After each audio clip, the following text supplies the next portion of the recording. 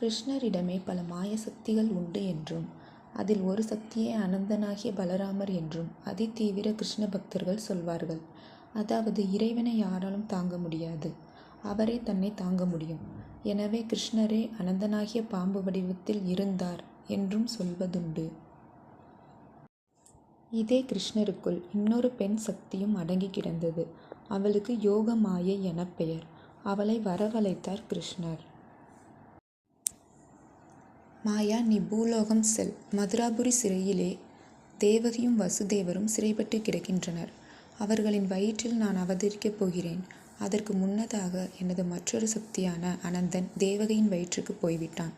நீ யதுகுலத்தின் தலைவரும் கோகுலத்தில் வசிப்பவருமான நந்தகோபனின் மனைவி யசோதையின் கருவில் உருவெடு.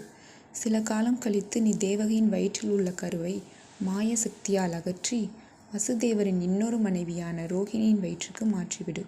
பின்னர் நடப்பதை நான் பார்த்து கொள்கிறேன் என்றார்.